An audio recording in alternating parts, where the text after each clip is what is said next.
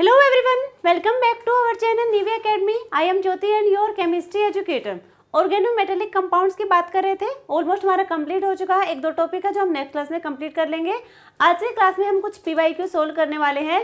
Organometallic compound के PYQ की already एक क्लास हो चुकी है, आज इसकी सेकेंड क्लास है। तो स्टार्ट करते अपनी आज की क्लास, जिसका फर्स्ट क्वेश्चन रहने वाला है the hapticity X and Y of the anion moieties in the diamagnetic complexes.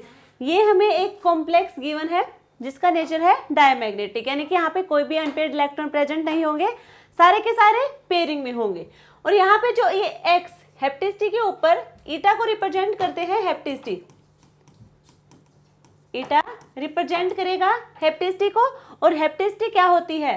हेप्टेसिटी होगी कि कितने नंबर ऑफ डोनर एटम होंगे लीजेंड को जो मेटल को इलेक्ट्रॉन डोनेट करते हैं। अब यहाँ पे हमें एक्स और वाई बतानी है, क्या होगी जो ये एक्स और वाई है ये क्या होगी।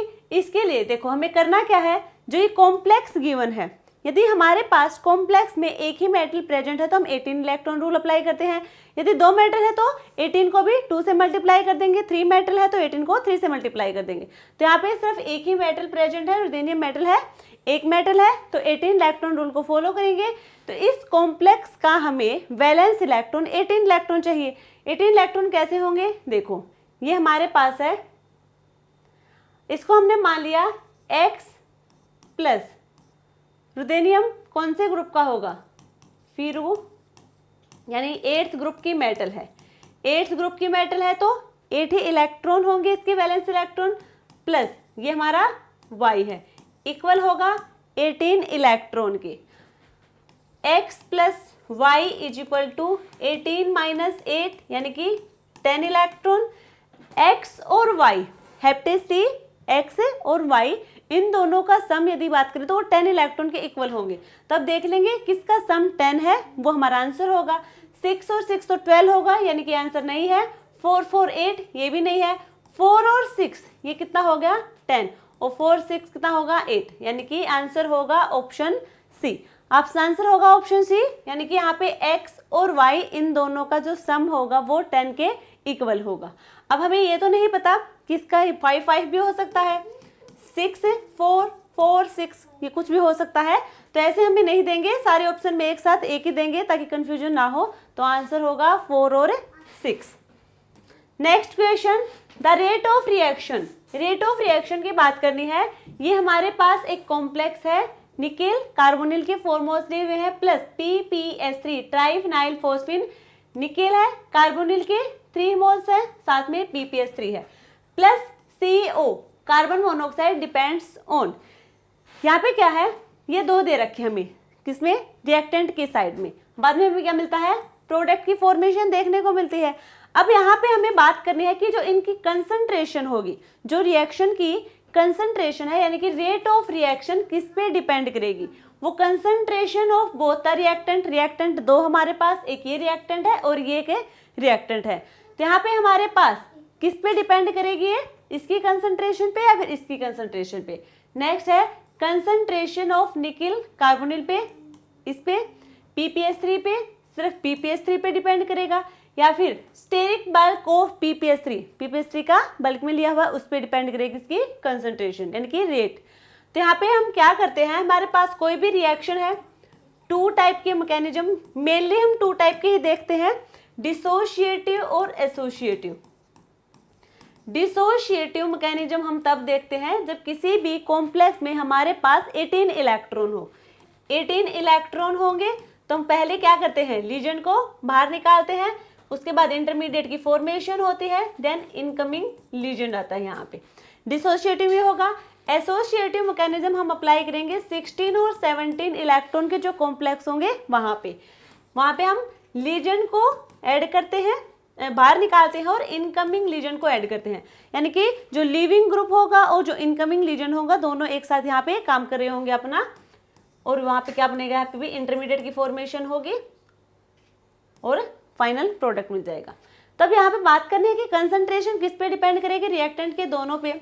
डिसोशिएटिव तो सिर्फ कंसंट्रेशन किस पे डिपेंड करेगी, सबस्ट्रेट की कंसंट्रेशन पे।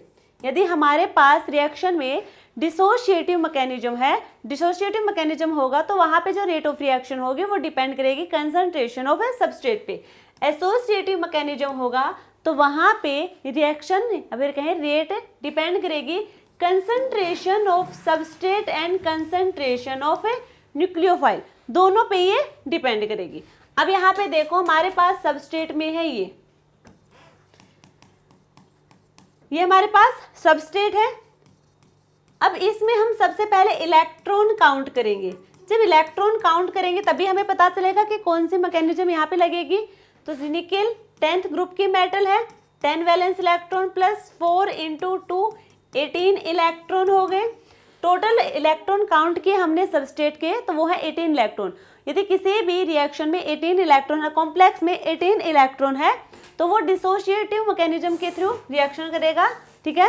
एसोसिएटिव इसलिए नहीं होगा, 18 इलेक्ट्रॉन पहले से ही है। यदि इसमें कोई लीजन पहले आ जाएगा तो क्या हो जाएगा, यहाँ पे 18 से ज़्यादा यानी कि 20 या फिर 22 हो जाएंगे इलेक्ट्रॉन जो कि अनस्टेबल हो जाएंगे। इसलिए ये जो मैकेनिज्म जाएगा ये जाएगा डिसोशिएटिव मैकेनिज्म के थ्रू। और डिसोशिएटिव मैकेनिज्म डिपेंड करते हैं इसकी rate of reaction concentration of A substrate पे। तो यहाँ पे सिर्फ और सिर्फ सबस्ट्रेट की कंसंट्रेशन पे रेट ऑफ रिएक्शन डिपेंड करेगी। तो ये होगा हमारा आंसर बी, ठीक है। दोनों रिएक्टेंट पे डिपेंड नहीं करेगी, दोनों की तब करती जब एसोसिएटिव मैकेनिज्म के थ्रू रिएक्शन होती। क्लियर है। Second question, the product of the reactions of propene, carbon monoxide and hydrogen in the presence of CO2, ये हमारे मास ट्रांजिशन मेटल है कोबाल्ट, और ये क्या है कार्बन मोनोऑक्साइड या फिर कहें कार्बोनिल लीजेंड। इनके प्रेजेंस में हम रिएक्शन करवाएंगे, कैटलिस्ट की तरह यहाँ पे बिहेव करने वाला है। तो हमें फाइनल प्रोडक्ट क्या मिलेगा, ये हमने लास्ट क्लास तो हमारी कैटलिस्ट की थी, ठीक है, उसमें हमने डिस्कस किया था कैटलिस्ट के बारे में कि कौन से कैटलिस्ट का क्या काम है। तो जो सेकंड कैटलिस्ट हमने देखा था हाइड्रोफॉर्माइलेशन, फर्स्ट हमारा विल्किंसन था एंड सेकंड था हाइड्रोफॉर्माइलेशन या फिर कहें ओक्जो प्रोसेस। इसके बारे में हमने डिस्कस किया था। हमारे पास कोई एल्कीन होगी, जब हम एल्कीन की रिएक्शन करवाते हैं कार्बन मोनोऑक्साइड के साथ, साथ में हाइड्रोजन होगा और यहाँ पे एक कैटलिस्ट होगा। कैटलिस्ट यहाँ पे HCOCO का 3 ये हो सकता है यहाँ पे, बट एक्चुअल में कैटलिस्ट डायरेक्टली इस फॉर्म में प्रेजेंट नहीं होगा। वक्त तो यही करेगा कैटलिस्ट के रूप में, बट एक्चुअल में डायरेक्टली ये प्रेजेंट नहीं होता। यहाँ पे होता है ये वाला कॉम्प्लेक्स, इससे हम इसके जब हाइड्रोजन के साथ रिएक्शन करवाएंगे तो हमें ये मिलता है। क्लियर है। अब यहाँ से हमें जो फाइनल प्रोडक्ट मिलेगा, तो हमने लास्ट क्लास में इसके बारे में डिटेल में मैकेनिज्म के साथ डिस्कस किया था। यहाँ पे डायरेक्ट हम बता देंगे, हमें मिलेगा यहाँ से एल्डिहाइड, यहाँ से हमें एल्डिहाइड मिलेगा और एल्डिहाइड में भी number of carbon atom increase होंगे। नंबर ऑफ जो एल्कीन में जितने कार्बन होंगे उनसे एक ज्यादा होगा यहाँ पे कार्बन एटम एल्डिहाइड में। तो यहाँ पे सबसे पहले देखो एल्डिहाइड कौन सा है, ये तो ब्यूटेनोइक एसिड है, ब्यूटेनल, ये है एल्डिहाइड। अब क्या पता चलेगा, यही आंसर है। यहाँ पे क्या है प्रोपीन, नंबर ऑफ कार्बन होंगे यहाँ पे 3, एक क्या हुआ ज्यादा, कितने हो गए यहाँ पे नंबर ऑफ कार्बन 4। तो ये हमारा आंसर होगा, एल्डिहाइड होगा साथ में नंबर ऑफ कार्बन भी इंक्रीज होंगे, आंसर बी होगा। नेक्स्ट क्वेश्चन, ये हमारे पास एक कॉम्प्लेक्स है और इसमें हमें क्लस्टर स्ट्रक्चर बतानी है। कैसे बताएंगे, देखो सबसे पहले हमारे पास कोई कॉम्प्लेक्स यदि गिवन है और इस टाइप के क्लस्टर स्ट्रक्चर हमें बताने हो तो उनके टोटल इलेक्ट्रॉन काउंट करेंगे।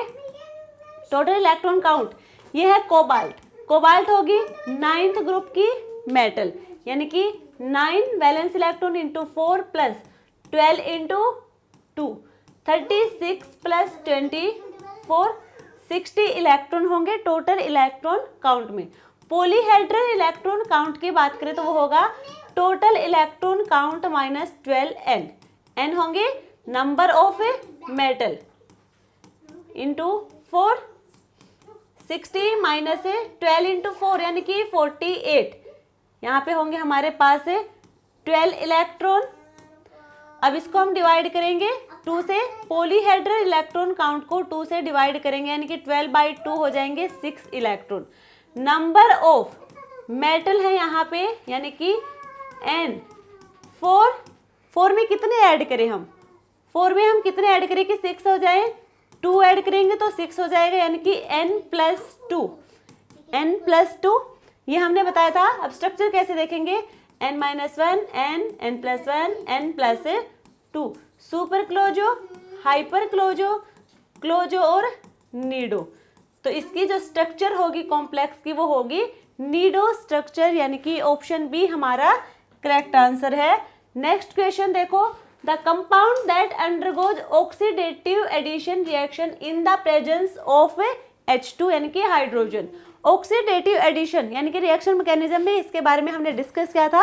ऑक्सीडेटिव एडिशन में यहाँ पे एडिशन होगा लीजन का, ऑक्सीडेशन होगा मेटल का, यही हमने बात की थी। ऑक्सीडेटिव एडिशन, ऑक्सीडेशन तो रिलेटेड होगा मेटल से और एडिशन किससे होगा, लीजन से, यानी कि लीजन का यहाँ पे एडिशन होगा। यदि नॉन पोलर होंगे तो वो सिस पोजीशन पे जाके लगेंगे, पोलर ग्रुप होंगे तो वो ट्रांस पोजीशन पे जाके जुड़ जाएंगे। यहाँ तक तो हमें पता है। अब हमें बात करनी है H2 के प्रेजेंस में यहाँ पे कौन सी रिएक्शन हमें देखने को, ये कॉम्प्लेक्स है तो ये कौन सा कॉम्प्लेक्स होगा। तो एक बात तो ये हमने बताई, ये तो है इसकी बेसिक बातें। दूसरी, यहाँ पे 16 इलेक्ट्रॉन होंगे कॉम्प्लेक्स में, तब भी वहां पे ऑक्सीडेटिव एडिशन पॉसिबल है।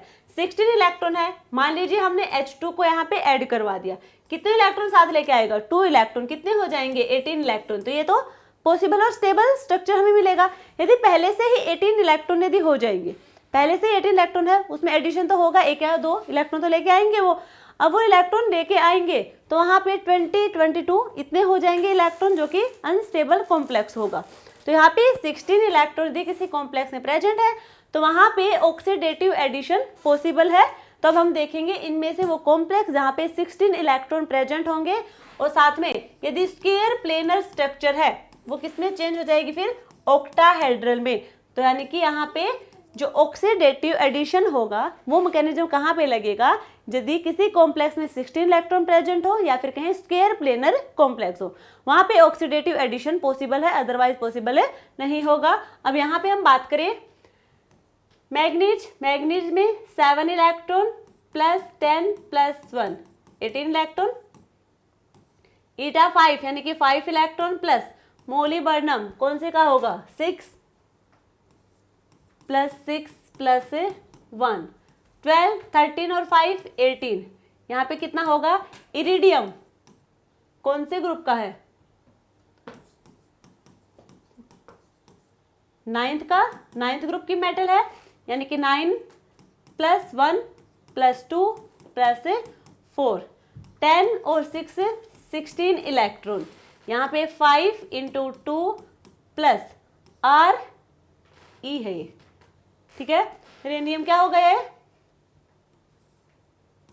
मन तक रेस, यानी कि 7 into plus 1 5 into 2 10 10 plus 8 18 total हो जाएंगे 18 इलेक्ट्रॉन।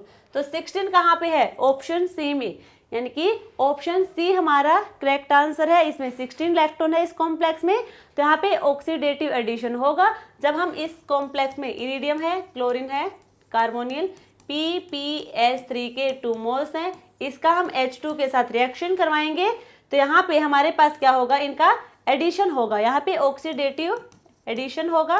तो ये मान लीजिए हमारे पास कॉम्प्लेक्स था CO PPH3 PPS3, तो यहाँ पे H2 लगेगा, वो सिस पोजीशन पे आके लग जाएगा। क्लियर है, तो आंसर होगा ऑप्शन सी। नेक्स्ट क्वेश्चन देखो, the binding modes of NO nitrosyl in 18 electron compounds, यानी कि कंपाउंड गिवन हमें 2, ठीक है।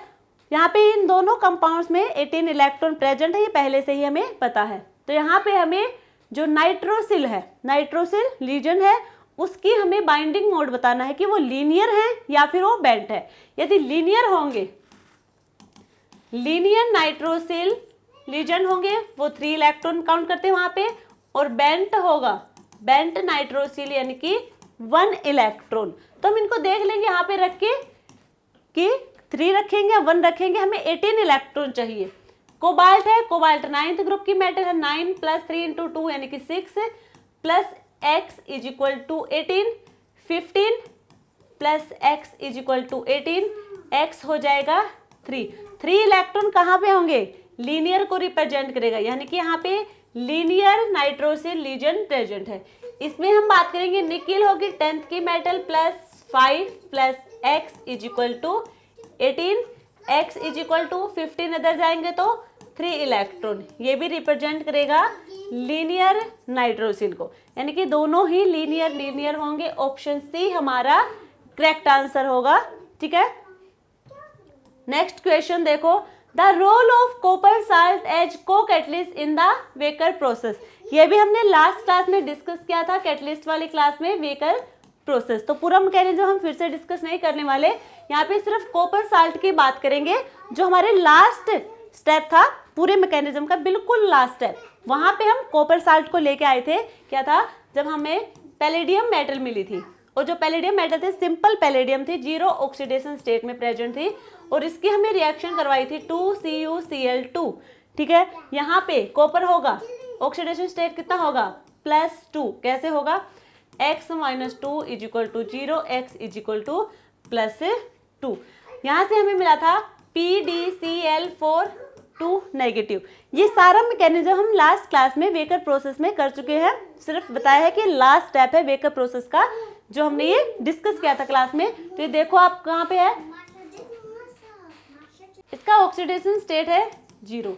अब इसका ऑक्सीडेशन स्टेट हो जाएगा, यहाँ पे क्या होगा, x - 4 = -2, x = +2, ये हो गया +2। तो यहाँ पे मेटल जो हमारी पैलेडियम 0 है, इसका ऑक्सीडेशन करवाया है। ऑक्सीडेशन किसकी हेल्प से हुआ है, कॉपर 2+ की प्रेजेंस में। यहाँ पे palladium 0, oxidation of palladium 0 by copper 2।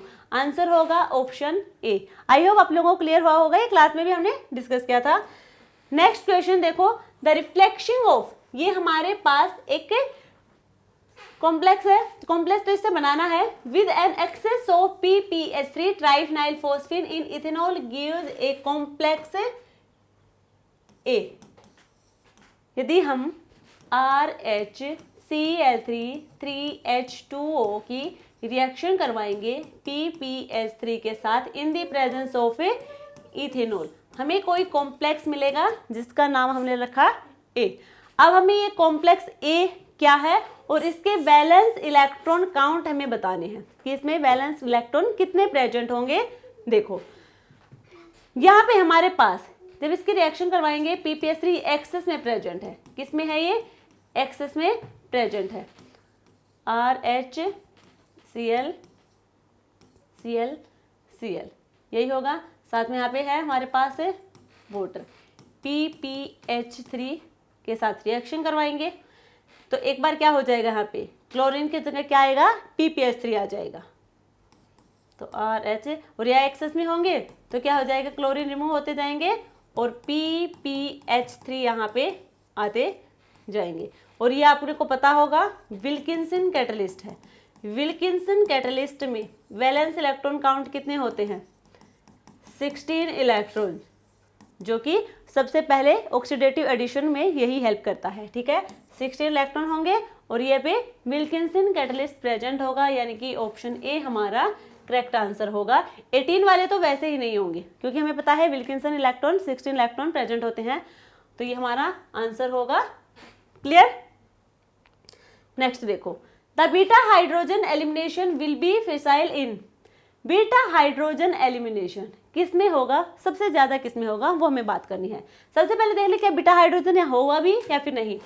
तो मेटल से नेक्स्ट कार्बन अल्फा, उससे नेक्स्ट बीटा, तो ये हाइड्रोजन हमारा कैसा होगा, बीटा हाइड्रोजन। बीटा हाइड्रोजन जाके मेटल के साथ लगेगा, मेटल अपने इलेक्ट्रॉन यहाँ देगा, एल्किन की फॉर्मेशन होगी, साथ में MH के बीच में बॉन्ड की फॉर्मेशन होगी।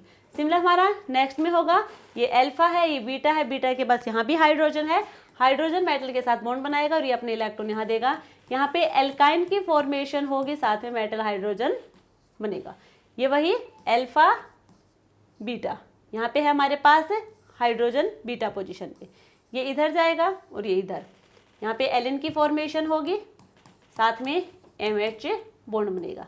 नेक्स्ट स्टेप में यहाँ पे ये अल्फा है, ये बीटा है, बीटा के साथ हाइड्रोजन है, अभी इसके साथ जाएगा तो यहाँ पे क्या हो जाएगी, पहले से ही क्या है कार्बन ट्रिपल बॉन्ड कार्बन, अब इससे ज़्यादा बॉन्ड क्या यहाँ पे बन सकते हैं, कार्बन 4 बॉन्ड आपको देखे हैं बीच में, तो ये नहीं होंगे, यहाँ पे नो बीटा एलिमिनेशन, कोई बीटा एलिमिनेशन यहाँ पे नहीं होगी। तो अब यहाँ पे होगी, इनमें से हमें देखना है कि ज़्यादा किस में होगी।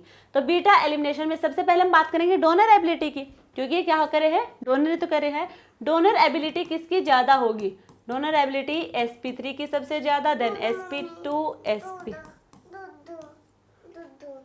बस 2 मिनट रुक जा, फिर 2 मिनट रुक जा बेटा प्लीज। तो यहाँ पे डोनर एबिलिटी sp3, जिसकी डोनर एबिलिटी सबसे ज़्यादा उसका बीटा हाइड्रोजन एलिमिनेशन भी सबसे फास्ट होगा। तो यहाँ पे इसकी देखो, इस वाले कार्बन की क्या होगी, sp3 हाइब्रिडाइजेशन है, इसकी sp2 हो जाएगी, इसकी भी क्या होगी sp2 और इसकी क्या होगी sp, तो बीटा हाइड्रोजन फास्ट होगा ऑप्शन ए में। क्लियर है यहाँ तक सभी को।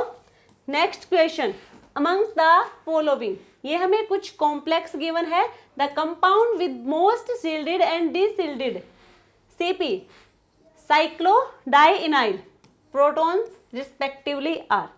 यहाँ पे हर कॉम्प्लेक्स में ईटा 5 से साइक्लोपेंटाडाइइनाइल है, ठीक है, साइक्लोपेंटाडाइइनाइल। तो यहाँ पे साइक्लोपेंटाडाइइनाइल ये होगा कुछ इस टाइप से, मेटल के साथ कुछ इस टाइप से जुड़ा होगा। तो यहाँ पे बाकी मेटल के साथ क्या लगे हैं, वो बाकी के लीजन है। तो यहाँ पे हाइड्रोजन तो होगा 1 2 3 और 4, 1 2 3 4 एंड 5 ये होंगे यहाँ पे। अब हमें बात करनी है सबसे ज्यादा सिल्डेड और डिसिल्डेड कौन सा होगा। तो देखो इसका हम कैसे पता लगाएंगे, यहाँ पे यदि हम इन सबकी बात करें, 1 0 यही है, ये हमारी 7th ग्रुप की मेटल है और ये 8th ग्रुप की मेटल्स हैं। यदि हम टॉप टू बॉटम जाएंगे, टॉप टू बॉटम जाएंगे तो इनका साइज इंक्रीज होगा, साइज इंक्रीज होगा तो यहाँ पे इलेक्ट्रॉन डेंसिटी भी इंक्रीज होगी मेटल पे, size increase, electron density increase हो जाएगी मेटल पे। और जो लीजेंड और मेटल और लीजेंड के बीच में जो डिस्टेंस होगा वो भी क्या हो जाएगा, इंक्रीज होगा। Distance between metal and legend क्या होगा, इंक्रीज होगा। तो वहाँ पे डीशिल्डिंग इफेक्ट ज़्यादा देखने को मिलेगा, डीशिल्डेड इफेक्ट ज़्यादा देखने को मिलेगा। तो यहाँ से हम टॉप टू बॉटम जाएंगे तो सबसे ज़्यादा कहाँ पे होगा, ओस्मियम में। ओस्मियम क्या होगा, साइज ज़्यादा होगा, ठीक है। और यहाँ पे इलेक्ट्रॉन डेंसिटी सबसे ज़्यादा हो जाएगी ओस्मियम मेटल पे। इनके बीच में यानी कि ओस्मियम और लीजेंड की हम बात कर रहे हैं साइक्लोपेंटाडाइइनाइल की, तो ये क्या हो जाएगा, इनके बीच का जो डिस्टेंस होगा ये ज़्यादा होगा, डीशिल्डिंग इफेक्ट यहाँ पे ज़्यादा होगा। क्लियर। अब यहाँ पे हम एक हमारे पास है मैग्नीज। अब इधर हम जाते हैं लेफ्ट टू राइट जाते हैं तो साइज डिक्रीज होगा, तो मैग्नीज का साइज क्या है, ज़्यादा होगा आयरन से, मैग्नीज का ज़्यादा होगा, इसका डीशिल्डिंग इफेक्ट आयरन से क्या होगा, ज़्यादा होगा, इसका डीशिल्डिंग इफेक्ट आयरन से ज़्यादा होगा। तो यहाँ पे हमें बात करनी है शिल्डिंग और डीशिल्डिंग की। तो आयरन का तो सबसे कम है, इधर से भी कम है और इधर से भी क्या है, कम, सबसे कम साइज होगा। सबसे कम साइज होने की वजह से यहाँ पे क्या होगा, शिल्डिंग, जहाँ पे साइज डिक्रीज होगा, इलेक्ट्रॉन डेंसिटी भी डिक्रीज होगी, इनके बीच की डिस्टेंस भी कम होगी और यहाँ पे शिल्डिंग फैक्टर लगेगा। तो आयरन वाला जो कॉम्प्लेक्स होगा वहाँ पे तो है शिल्डिंग इफेक्ट। क्लियर है। तो ये हमारा डी है, डी में होगा शिल्डिंग, डी में कौन सा होगा, शिल्डिंग। अब हमें बात करनी है, एक तो है मैग्नीज, एक है ओस्मियम, क्योंकि रुबिडियम तो क्या हो जाएगा, इनके बीच का है रुदेनियम। अब यहाँ पे मैग्नीज और ओस्मियम की हम बात करेंगे, इन दोनों मेटल्स में से साइज किसका ज़्यादा होगा, इन दोनों में से ओस्मियम का ज़्यादा होगा, क्योंकि वहाँ पे नंबर ऑफ सेल इंक्रीज करेंगे, साइज इंक्रीज करेगा, इलेक्ट्रॉन डेंसिटी इंक्रीज होगी। इसके सबसे ज़्यादा साइज होने की वजह से इसका डीसिल्डिंग इफेक्ट सबसे ज्यादा होगा। तो सील्डिंग इफेक्ट तो आयरन में है, डीसिल्डिंग हो जाएगा ओस्मियम में, आयरन और ओस्मियम, यानी कि डी और बी आंसर होना चाहिए। ऑप्शन बी हमारा करेक्ट आंसर है। क्लियर है यहाँ पे।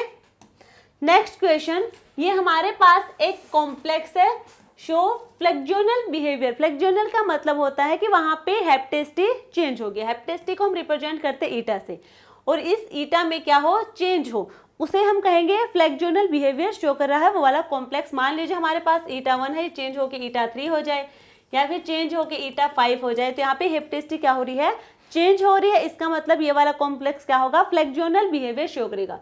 यदि हेप्टेसिटी चेंज नहीं होगा तो वो होगा नॉन फ्लेक्जोनल। तो ये हमारा जो कॉम्प्लेक्स है फ्लेक्जोनल बिहेवियर शो करेगा। The proton NMR spectrum of this compound when it is in the non fluxional stage show. तो यहाँ पे हमें एनएमआर सिग्नल बताने हैं, एनएमआर सिग्नल में भी प्रोटोन एनएमआर सिग्नल बताने हैं, ना कि कार्बन। ठीक है, तो यहाँ पे यदि हमारे पास है ये कॉम्प्लेक्स है MnCO CO CO CO, carbonyl यहाँ पे 4 है।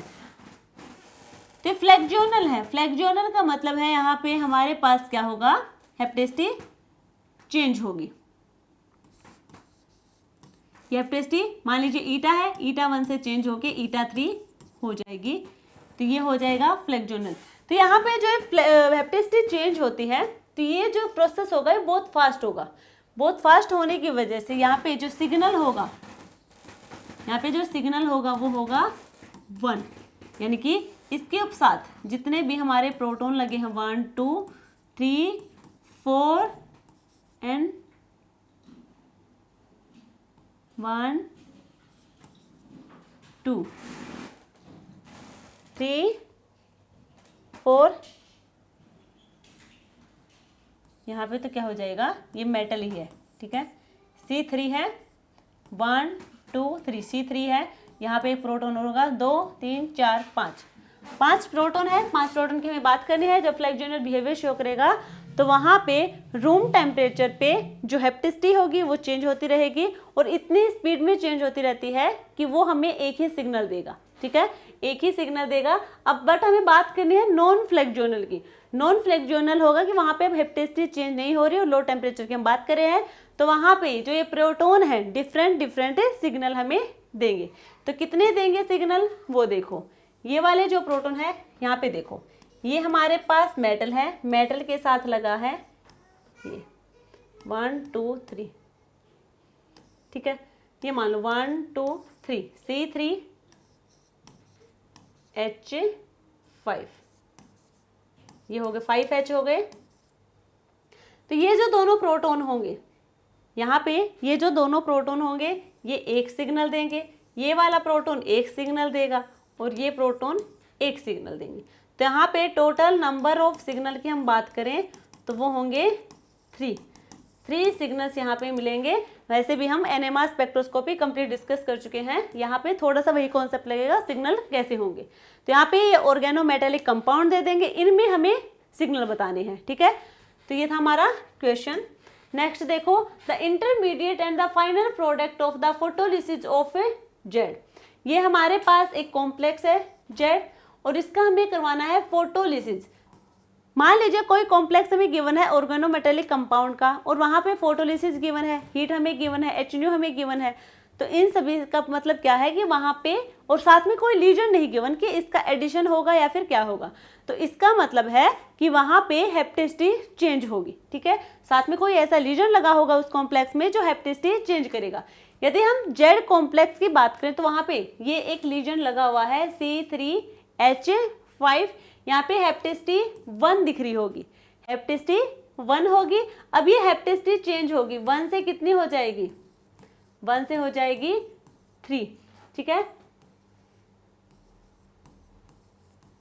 MOCO3,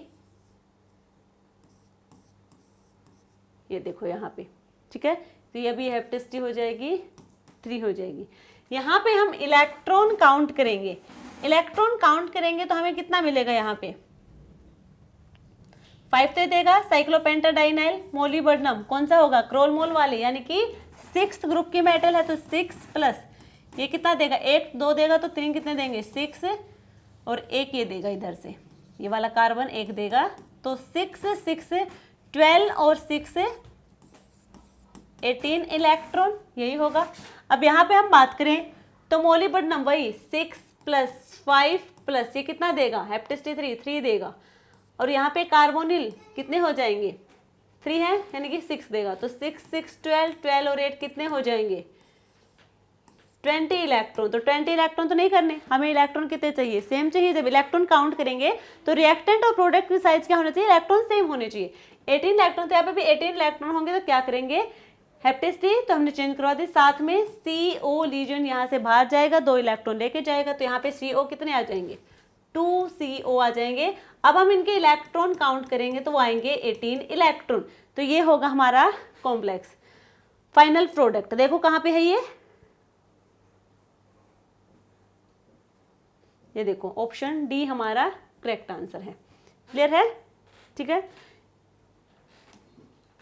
नेक्स्ट देखो, identify the species those obey the 18 electron rule from the following. इनमें से वो कौन से कॉम्प्लेक्स है जो 18 इलेक्ट्रॉन रूल को फॉलो कर रहे हैं, तो इलेक्ट्रॉन काउंट कर लेंगे। 4 CO है तो 8 वेनेडियम शक्ति वह, यानी कि 5 इलेक्ट्रॉन प्लस 5 18 इलेक्ट्रॉन है, ठीक है। एक तो यही होगा हमारा 3 है, यानी कि 6 प्लस क्रोमियम कितने देगा, क्रोमियम भी 6 + 5 ये हो जाएंगे 17 इलेक्ट्रॉन, ये तो नहीं होगा। यहाँ पे मैग्नीज देगा 7 + 5 + 4 12 और 16 इलेक्ट्रॉन। कॉपर देता है 9 + 2 11 + 5 यानी कि 16 इलेक्ट्रॉन। तो यहाँ पे तो एक ही है 18 इलेक्ट्रॉन। एक बार फिर से काउंट करें, क्रोमियम 6 देगा, ये 5 देगा, ये भी कितने देगा 6 देगा, तो 17 इलेक्ट्रॉन। ये तो 18 देगा, मैग्नीज हमें 7 देगा, 4 ये देंगे, 5 ये देगा, यहाँ पे 12 4 16।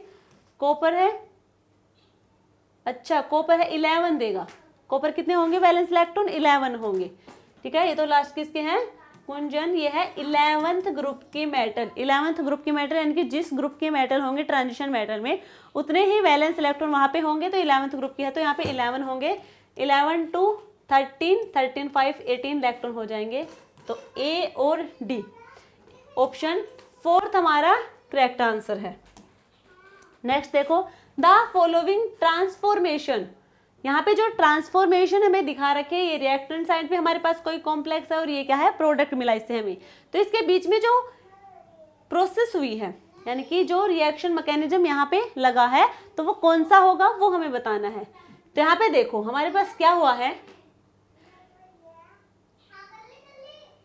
CH2CH3 ये हमारे पास एल्काइल लीजेंड लगा हुआ था।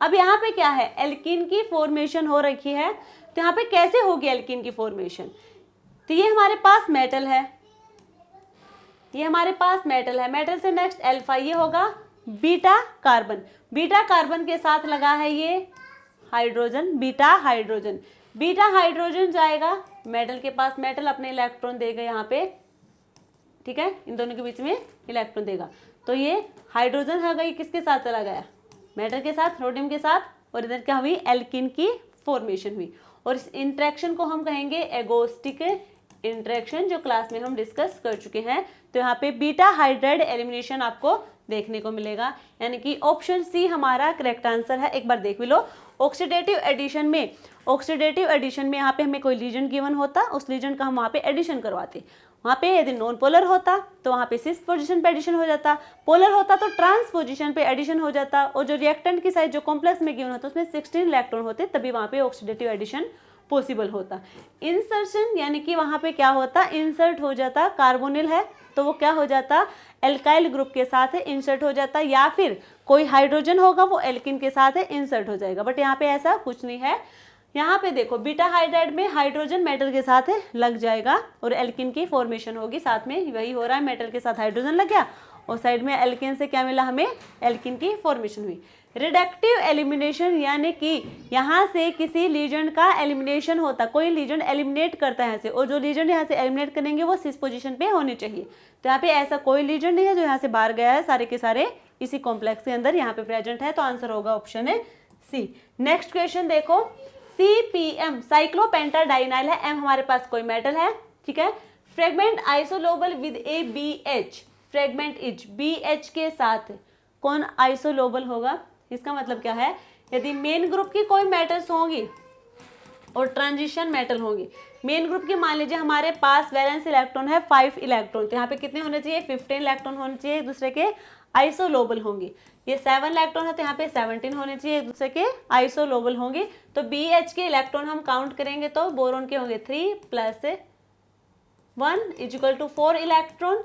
अब यहाँ पे ये है 4 इलेक्ट्रॉन, ठीक है, और यहाँ पे हमें सारी की सारी ट्रांजिशन मेटल दिख रही हैं। यदि यहाँ पे ट्रांजिशन मेटल ना हो के, अच्छा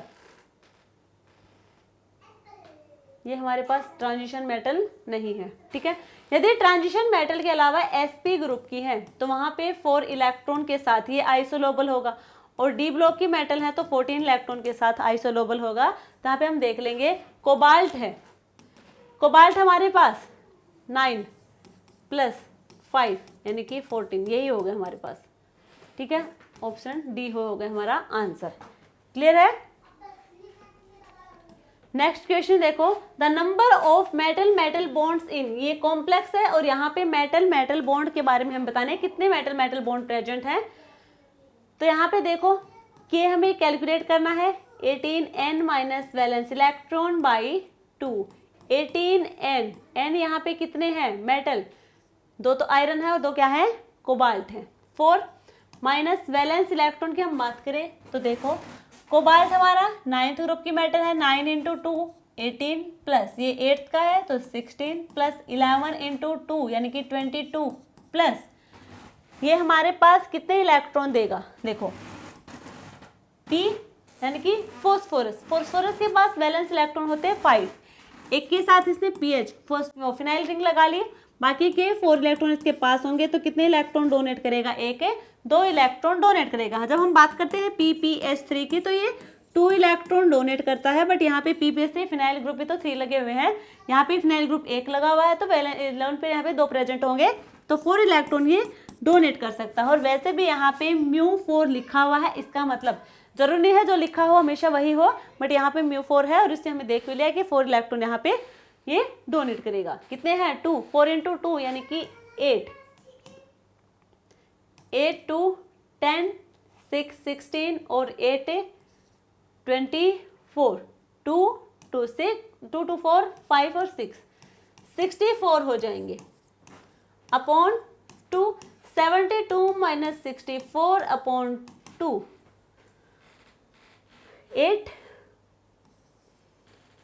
अपॉन 2 यानी कि 4 होंगे। यहाँ पे मेटल मेटल के बीच में 4 बॉन्ड प्रेजेंट होंगे, ऑप्शन बी हमारा करेक्ट आंसर। नेक्स्ट क्वेश्चन देखो, डाई न्यूक्लियर स्पीसीज, ये हमारे पास एक कॉम्प्लेक्स है, हैज 2 ब्रिजिंग ओक्जो ग्रुप, यानी कि यहाँ पे 2 ब्रिजिंग लीजन प्रेजेंट है जो कि ओक्जो है। The geometry around the each iodine, यानी कि 2 आयोडीन है, इनसे पहले हमें स्ट्रक्चर देखेंगे कैसा होगा और उसके अकॉर्डिंग हम बात करेंगे कि यहाँ पे ज्योमेट्री क्या रहने वाली है। तो आयोडीन और आयोडीन, यहाँ पे क्या बताया, ब्रिजिंग है, 2 ब्रिजिंग हमने यहाँ पे बना दी, साथ में यहाँ पे OH 2 ग्रुप है, OH और OH, और ऑक्सीजन यहाँ पे 8 है, 2 का तो हमने यूज कर लिया, बाकी कितनी रही 1, ये होगा। ऐसा क्यों हुआ, और 4 नेगेटिव है, ऑक्सीजन 4 नेगेटिव, यानी कि किसी भी कॉम्प्लेक्स पे जितना नेगेटिव चार्ज होता है और यानी कि वहाँ पे ऑक्सीजन प्रेजेंट है तो वहाँ पे वे सारी ऑक्सीजन कैसी हो जाएंगी, नेगेटिव, यानी कि एनायन वाली हो जाएंगी, और बाकी जो एनायन वाले नहीं है वो डबल बॉन्डेड ऑक्सीजन वहाँ पे होंगी, ठीक है। और वैसे भी आयोडीन पे वैलेंस इलेक्ट्रॉन कितने होते हैं, 7, आयोडीन के वैलेंस इलेक्ट्रॉन होंगे 7, तो यहाँ पे देखो 1 2 3 4 5 6 7, ठीक है। इससे ज़्यादा यदि हम इन ऑक्सीजन का डबल बॉन्ड करते तो स्ट्रक्चर सही नहीं होता, वैलेंस इलेक्ट्रॉन से ज़्यादा बॉन्ड यहाँ पे बन जाते। तो बॉन्ड कितने बना सकता है, जितने पास वैलेंस इलेक्ट्रॉन है, और मैक्सिमम ये 7 बॉन्ड ही बना देगा क्योंकि 7 वैलेंस इलेक्ट्रॉन इसके पास प्रेजेंट है। तो हम ऐसे भी कर सकते थे। बाकी हमें पता है जितने नेगेटिव चार्ज लगे हुए हैं किसी कॉम्प्लेक्स पे उतने ही ऑक्सीजन पे क्या हो जाएंगे, उतनी ऑक्सीजन हमारी एनायन की हो जाएंगी, सिंगल बॉन्डेड होंगी। बाकी की जो रिमेनिंग ऑक्सीजन होंगी वो डबल बॉन्डेड होंगे। तो ये हमारे पास कॉम्प्लेक्स है। अब हमें बात करनी है एक आयोडीन की। एक आयोडीन का स्ट्रक्चर दोनों की सेम ही होगी सिमेट्री, तो एक की बात कर लेंगे पहले। यहाँ पे हमारे पास है ये आयोडीन है, double bonded oxygen, OH, oxygen oxygen, इस टाइप की आपको ये ज्योमेट्री देखने को मिलेगी। और ये ज्योमेट्री किसकी होती है, ये ज्योमेट्री होगी ऑक्टाहेड्रल की। ये स्क्वायर प्लेनर, इसके अबव और बिलो द प्लेन भी क्या है, लीजेंड लगे हुए थे, ये है ऑक्टाहेड्रल।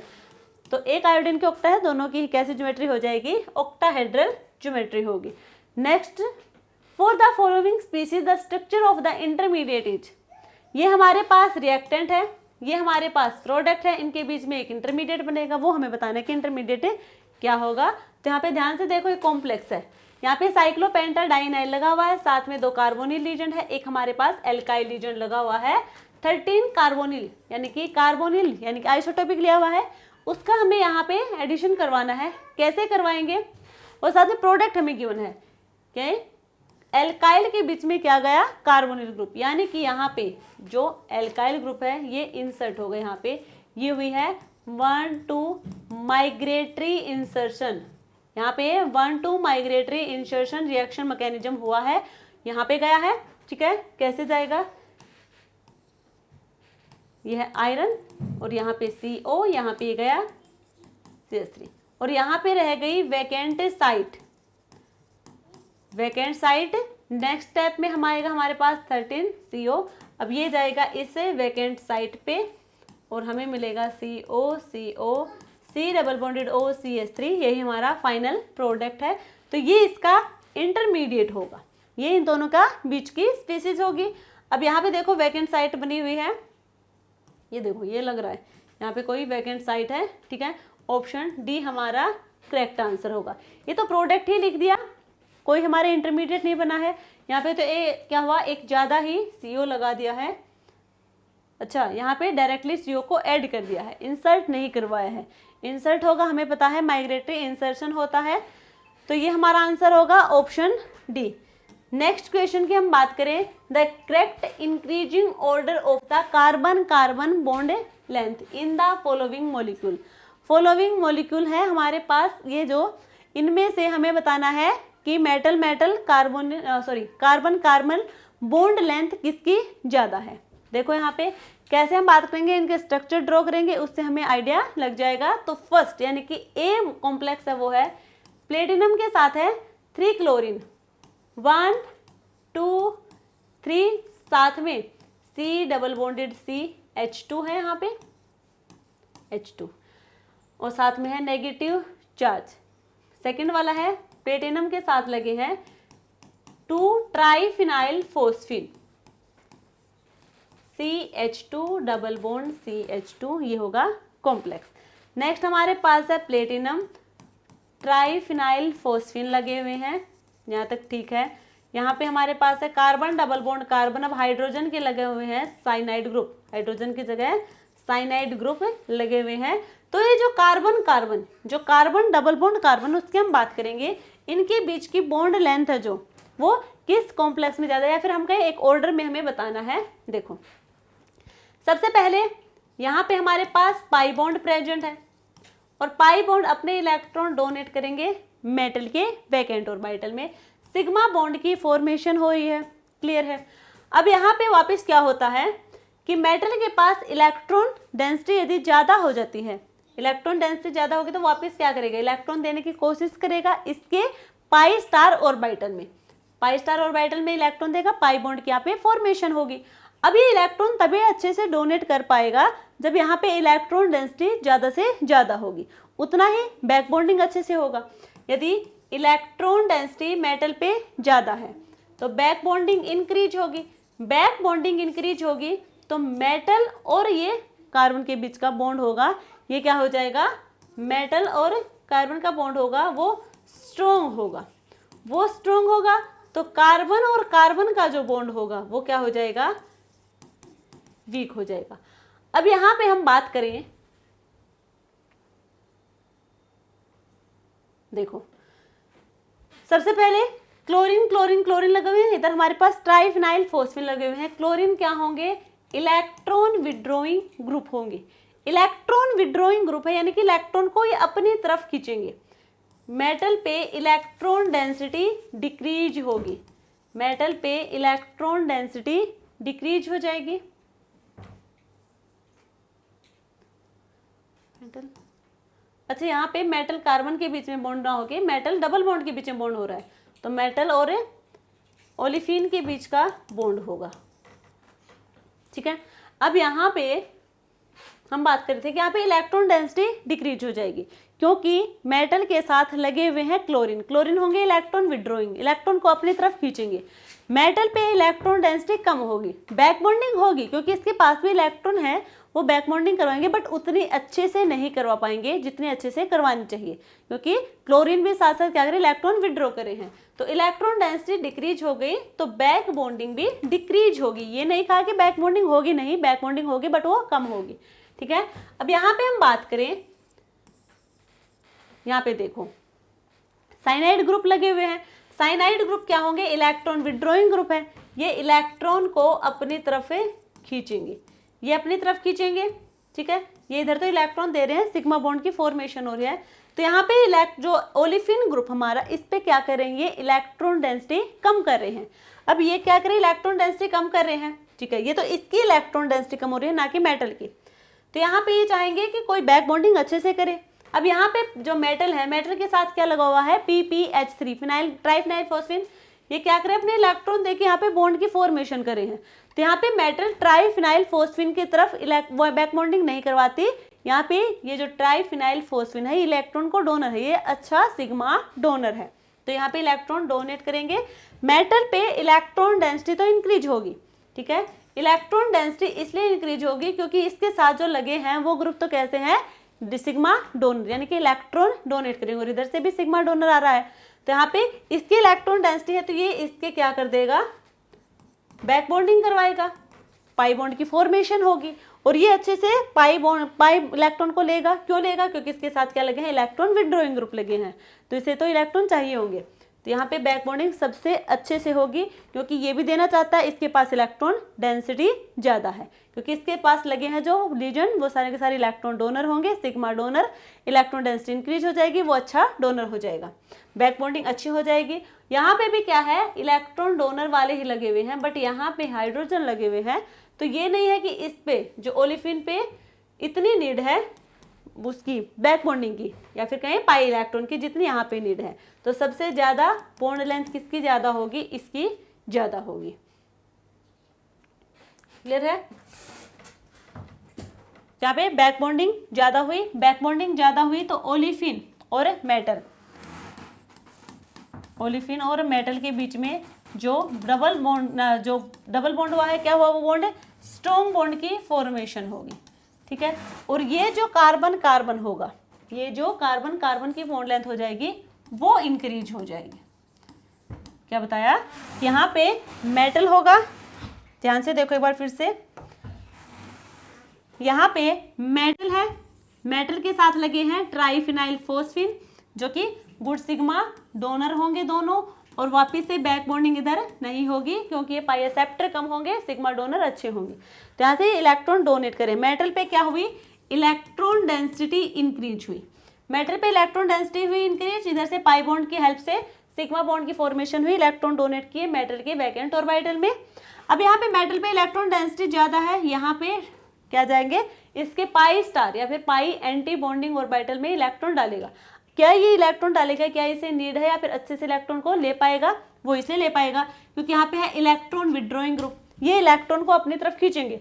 अभी कार्बन कार्बन है, इधर इलेक्ट्रॉन खींच रहे हैं तो कार्बन कार्बन की बॉन्ड लेंथ क्या होती जाएगी, इंक्रीज होती जाएगी, और यहाँ पे इधर जो बॉन्ड की फॉर्मेशन होगी जो मेटल है और ओलेफिन के बीच में ये बॉन्ड स्ट्रॉन्ग होगा, बट कार्बन कार्बन का जो बॉन्ड होगा इसकी बॉन्ड लेंथ ज्यादा हो जाएगी, इसकी बॉन्ड लेंथ कम हो जाएगी, शॉर्ट हो जाएगी। ठीक है, जिधर स्ट्रॉन्ग बॉन्ड की फॉर्मेशन हुई है वो बॉन्ड लेंथ यानी कि सिंगल से डबल बॉन्ड की फॉर्मेशन हुई है, बॉन्ड लेंथ डिक्रीज होगी, बट कार्बन और कार्बन की बॉन्ड लेंथ इंक्रीज हो जाएगी। तो सबसे ज्यादा बॉन्ड लेंथ हमारे इसकी ज्यादा होगी, सी वाले की। उसके बाद फर्स्ट और सेकंड की हम बात करें तो यहाँ पे देखो ये जो प्लेटिनम है इसके साथ लगे हैं ये सिग्मा डोनर, तो इलेक्ट्रॉन डेंसिटी इंक्रीज हुई, इधर इलेक्ट्रॉन को डोनेट करेगा, डबल बॉन्ड की फॉर्मेशन होगी, ये वाला बॉन्ड स्ट्रॉन्ग होगा, ये वाला बॉन्ड वीक होगा, वीक होगा तो बॉन्ड लेंथ भी थोड़ी सी इंक्रीज होगी, बट इसके कंपैरिजन में कम होगी। ठीक है, अब यहाँ पे क्या है, यहाँ पे मेटल और मेटल, ये मेटल के साथ इलेक्ट्रॉन विड्रॉइंग ग्रुप लगे हैं, उधर तो लिगेंड के साथ इलेक्ट्रॉन विड्रॉइंग थे, मेटल के साथ इलेक्ट्रॉन विड्रॉइंग, तो मेटल पे इलेक्ट्रॉन डेंसिटी को ही कम कर दिया, बैक बॉन्डिंग ही नहीं होगी अच्छे से बैक बॉन्डिंग नहीं होगी तो ये वाला जो बॉन्ड होगा ये क्या होगी, बॉन्ड लेंथ डिक्रीज नहीं होगी, सॉरी बॉन्ड लेंथ तो डिक्रीज होगी, इंक्रीज नहीं होगी। ठीक है, तो सी की सबसे ज्यादा, फिर बी की, फिर ए की, तो ये होगा इसका ऑर्डर सी बी ए, ये होगा बॉन्ड लेंथ का ऑर्डर सी बी ए। ऑप्शन बी हमारा करेक्ट आंसर होगा। ठीक है, नेक्स्ट क्वेश्चन देखो, the number of nickel nickel bonds in this complex obeying 18 electron rule, 18 electron rule को फॉलो करेगा, तो यहाँ पे दो मेटल होंगे तो 36 इलेक्ट्रॉन रूल को फॉलो करेगा। अब यहाँ पे नंबर ऑफ हमें मेटल मेटल बॉन्ड बताने हैं, 18n minus valence electron by 2, 18 into 2 minus valence electron कितने होंगे यहाँ पे, साइक्लोपेंटाडिनाइल 5 और 2 से multiply 2 plus nickel 10th group की मेटल है इंटू 2 प्लस कितना देगा PPH, यहाँ पे मेटल फॉस्फरस के पास कितने होते हैं 3 इलेक्ट्रॉन होंगे, तो ये इलेक्ट्रॉन डोनेट करेगा 3 इंटू 2, अब यहाँ पे होगा 10, 20, 30 और 6, कितने हो जाएंगे 36 हो जाएंगे बाई 2, 36 माइनस 36 अपॉन 2 यानी कि 0। यहाँ पे निकेल और निकेल के बीच में एक भी बॉन्ड की फॉर्मेशन नहीं होगी।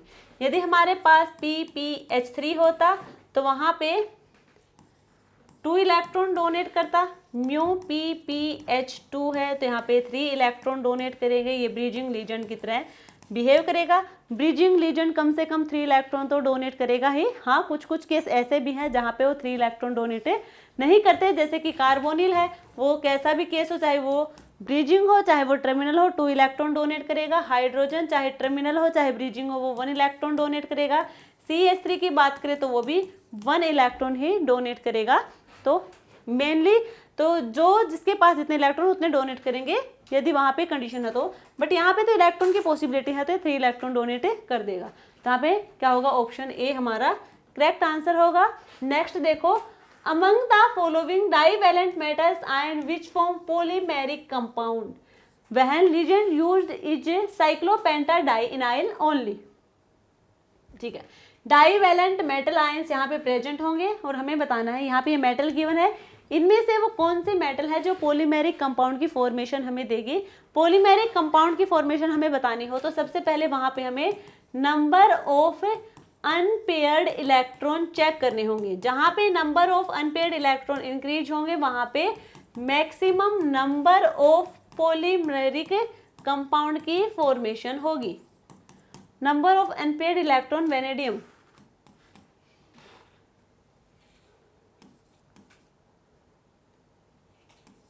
(3d3(4s2), nickel 3d8(4s2), manganese 3d5(4s2) और कोबाल्ट 3d7(4s2। ये होगी इनकी इलेक्ट्रॉनिक कॉन्फ़िगरेशन। हमें यहाँ पे जो इनकी डाइवैलेंट आयन होंगे तो यहाँ पे क्या कर देंगे, मान लीजिए कैटायन की फॉर्म में हो जाएंगे 2, तो S वाले हमने कैंसिल कर दिए, या फिर कैंसिल ना करो तो भी वो पहले से क्या होंगे, पेयरिंग में होंगे। हमें बात करें डी ब्लॉक की मेटल की, 1 2 3 1 2 3 4 5 6 7 8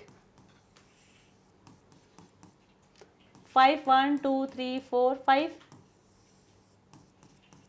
यहाँ पे कितने हैं 7, 1 2 3 4 5 6 7, यहाँ पे अनपेड इलेक्ट्रॉन होंगे 3, यहाँ पे होंगे 2, यहाँ पे होंगे 5, यहाँ पे होंगे 3। तो सबसे ज़्यादा अनपेड इलेक्ट्रॉन है 5, यानी कि जहाँ पे अनपेड इलेक्ट्रॉन सबसे ज़्यादा वहाँ पे पॉलीमराइजेशन सबसे ज़्यादा होगा, यानी कि मैग्नीज वाले में ऑप्शन सी हमारा करेक्ट आंसर है। नेक्स्ट क्वेश्चन देखो, द पेयर ऑफ कॉम्प्लेक्सेस या फिर ions that does not obey the 18 electron rule, हमें वो कॉम्प्लेक्स या आयन बताने हैं जो 18 इलेक्ट्रॉन रूल को फॉलो करेंगे। तो यहाँ पे वेनेडियम है, वेनेडियम में कितने इलेक्ट्रॉन होंगे 5 होंगे, प्लस से 12 17 इलेक्ट्रॉन, तो ये तो आंसर होगा ही नहीं। नेक्स्ट की हम बात करें मैग्नीज, मैग्नीज में होते हैं 7, ब्रोमीन, ब्रोमीन में कितने होंगे 7, और कार्बोनिल ये कितना है 5, 5 इंटू 2 10, ये तो कुछ ज़्यादा ही हो गए। अच्छा ब्रोमीन यहाँ पे लीजेंड है, इसके valence electron donate, valence electron count नहीं करेंगे ब्रोमीन के, ब्रोमीन यहाँ पे लीजेंड की तरह बिहेव शो कर रहा है, तो कितने इलेक्ट्रॉन डोनेट करेगा वो हमें काउंट करने, तो ये सिर्फ एक ही करेगा, तो ये होगा 18 इलेक्ट्रॉन। और यहाँ पे हो जाएंगे मैग्नीज कितने करता है 7 प्लस 10 प्लस 1, यानी कि 18 इलेक्ट्रॉन, 18 यानी कि ऑप्शन बी हमारा करेक्ट आंसर है। इसकी हम बात करें आयरन, आयरन 8 प्लस 10 18 इलेक्ट्रॉन हो गए, यहाँ पे 8 और 8 16 प्लस 18 ये हो गए 34, यदि 2 मेटल है तो कितने होने चाहिए थे 36, ठीक है, तो ये भी आंसर है नहीं होगा। यहाँ की हम बात करें कोबाल्ट, कोबाल्ट के कितने होंगे, कोबाल्ट इलेक्ट्रॉन होंगे हमारे पास 9 के, 9 इंटू 4 36 प्लस 24, आंसर होगा 60, आंसर होगा 60। और 18, यहाँ पे 18 की हम 4 से बात करते हो 72 होने चाहिए थे इलेक्ट्रॉन, तभी यहाँ पे 18 इलेक्ट्रॉन रूल को फॉलो करता। यहाँ पे कोबाल्ट, अच्छा ये नहीं है तो आंसर भी ये नहीं होगा, तो ऑप्शन बी हमारा करेक्ट आंसर है। नेक्स्ट क्वेश्चन देखो, identify P and Q in the following reaction sequence, ये हमारे पास एक कॉम्प्लेक्स गिवन है, ठीक है, और इसकी हमें इस लीजेंड के साथ रिएक्शन करवानी है, एल्काइल हैलाइड है ये, इसके साथ रिएक्शन करवाएंगे हमें कोई कॉम्प्लेक्स पी मिलेगा, जब उसका हम फोटोलिसिस करवाएंगे तो कोई कॉम्प्लेक्स हमें क्यू मिलेगा, ये पी और क्यू क्या है ये हमें बताने यहाँ पे, तो MnCO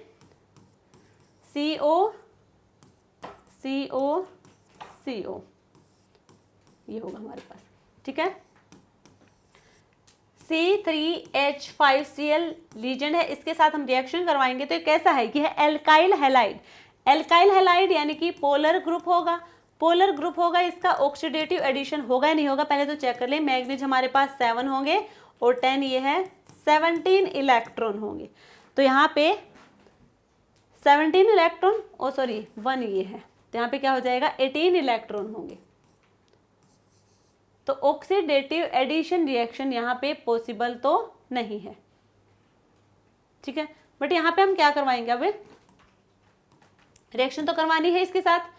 अब यहाँ पे डिसोशिएटिव, देखो जब भी हमारे पास ऑक्सीडेटिव एडिशन में 18 इलेक्ट्रॉन हो तो वहां पे क्या करवाते हैं हम डिसोशिएटिव करवाएंगे, पहले यहाँ से लीजेंड को बाहर करेंगे, लीजेंड को हमने यहाँ से बाहर किया, एक लीजेंड को बाहर कर दिया, CO को बाहर कर दिया, हमारे पास आएगा MnCO CO CO और CO। अब यहाँ पे होंगे 16 इलेक्ट्रॉन, क्योंकि एक CO 2 इलेक्ट्रॉन लेके यहाँ से चला जाएगा। अब हमारे पास है C3H5Cl प्लस माइनस, अब यहाँ पे पोलर है तो ये क्या होंगे एक दूसरे के ट्रांस पोजीशन पे होंगे, ट्रांस पे ना भी करें क्योंकि हम ऑक्सीडेटिव एडिशन ना भी करें तो डायरेक्टली कैसे होगा, यहाँ पे डिसोशिएटिव मैकेनिज्म की बात करें हैं, तो जो C3H5 है ये कुछ इस टाइप का होगा, ठीक है। अब ये क्या करेगा, इलेक्ट्रॉन डोनेट करेगा,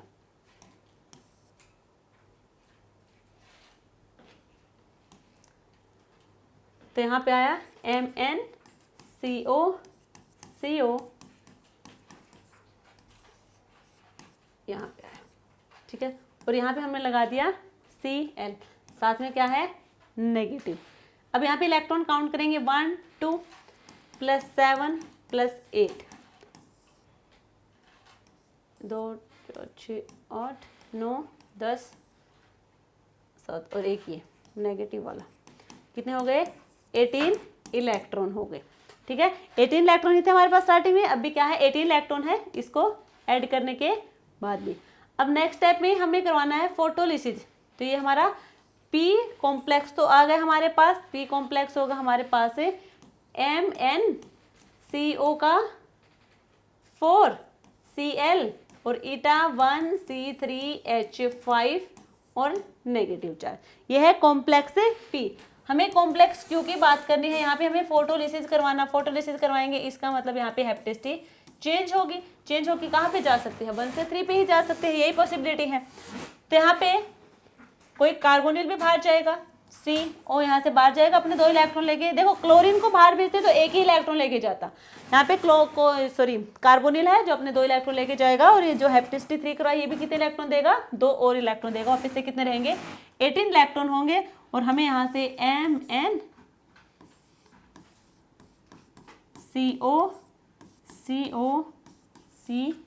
यानी कि MnCO का होल ट्वाइस Cl ईटा 3C3H5 ये होगा यहाँ पे।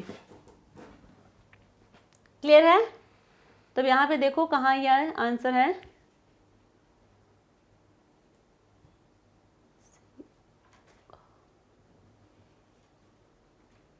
अब इलेक्ट्रॉन कितने हैं 2 4 5 7 और ये कितने देगा 3 10 और एक नेगेटिव चार्ज होगा 10 और कितना हुआ 11 16, ठीक है 16 इलेक्ट्रॉन हुए 1 2 3 4 है तो एक और हो जाएगा यहाँ पे 18 हो गए। ठीक है 4 थे, एक ही CO जाएगा बाहर, एक और तो रहेगा, यानी कि 3CO यहाँ पे रहेंगे। अब यहाँ पे देखो 3CO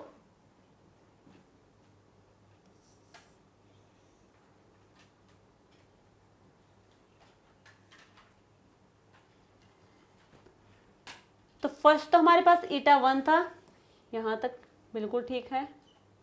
अच्छा यहाँ पे क्या करवा दिया, अब ये तो हो सकता है आंसर, बट यहाँ पे ऑप्शन में हमें गिवन नहीं है, ध्यान से देखना, यहाँ पे हमें ऑप्शन में ये वाला आंसर गिवन नहीं है MnCO3Cl ईटा 3C3H5 नेगेटिव 18 इलेक्ट्रॉन ही आएंगे इसके हम काउंट करेंगे तो, बट P तो यही है हमारे पास, क्यों ये नहीं है, ऑप्शन में ही नहीं है।